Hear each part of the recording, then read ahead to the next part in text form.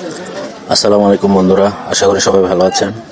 বাংলাদেশে আমার দেখা এই একটা অঞ্চল যেখানে কোনো যানবাহন নেই। নদীটা পের হলে বা নদীটা এপার থেকে ওপারে 10 টাকা, আগে 5 টাকা ছিল, এখন 10 টাকা। 1 মিনিট লাগবে পার হতে।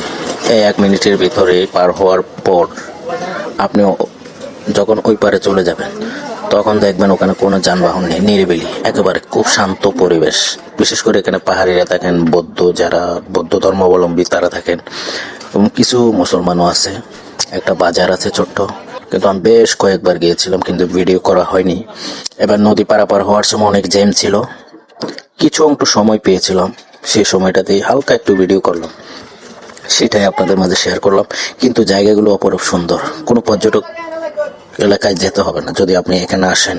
এই যে নদীটা দেখতেছেন, এই নদীটা যদি আপনি নৌকা বা সাম্মান যেটাই বলেন ভাড়া করে যদি আপনি ঘন্টা 2-4 যদি আপনি ঘোরাফেরা করেন নদী দিয়েই, কিন্তু খুবই সুন্দর। আপনি বাংলা ছবিতে দেখবেন ছোট একটা নদী দেখানো হয়, এই সেই নদীটা কাপ্তায় যে ছোট নদী দেখানো হয় এটাই। এই সাম্পান, বাংলাদেশে একটা ছবি করছে সাম্পানওয়ালা, মৌসুমী ফেরদৌস, কাপ্তায়ের ছবি, কাপ্তায় কিছু শুটিং নিয়েছে এবং বিশেষ করে এই নদীটা থেকে বেশি শুটিং নিয়েছিল। অনেকেই জানেন না সেটা, কিন্তু আমার জানা মতে এটাই খুব সুন্দর জায়গা এবং নিরিবিলি। এখানে বেশ কিছু